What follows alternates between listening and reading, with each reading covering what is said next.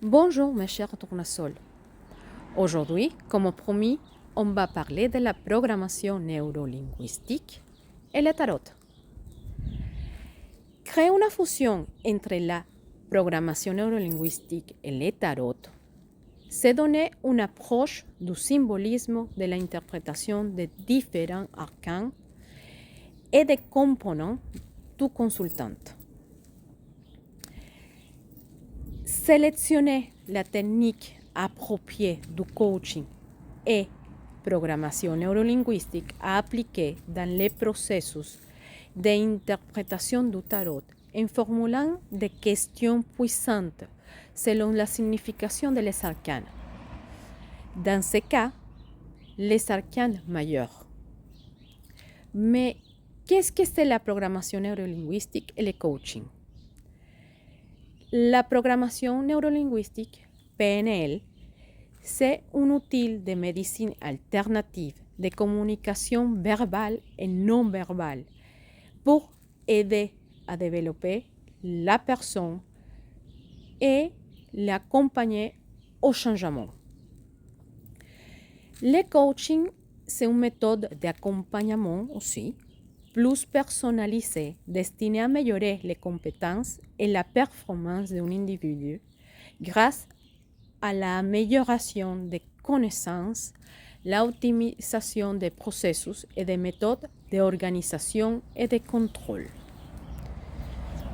On connaît déjà le tarot, 78 cartes subdivisées en 22 arcanes majeurs et 56 mineurs, chacun avec une signification. Les techniques utilisées entre la PNL et le tarot sont variées.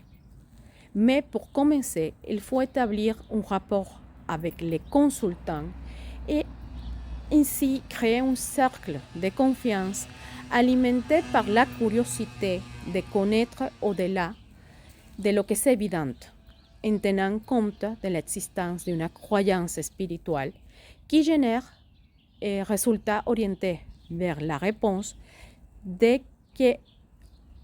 lo qu'on recherche. En utilisant une ligne de temps, passé, présent et futur, nous formulons des questions puissantes selon les cartes. Je vous donne des exemples. L'arcane de feu. Nous pourrons demander dans quel domaine manifeste toute ton impulsivité. Qu'est-ce qui t'empêche de prendre en charge ta réalité? La voiture, un autre exemple. Nous pourrions demander qu'est-ce que signifie avancer pour toi? Qu'est-ce qui t'empêche d'avancer ou prendre des décisions? Un autre exemple, la mort. Nous pourrions demander à quelle fréquence tu ouvres ou fermes des cycles.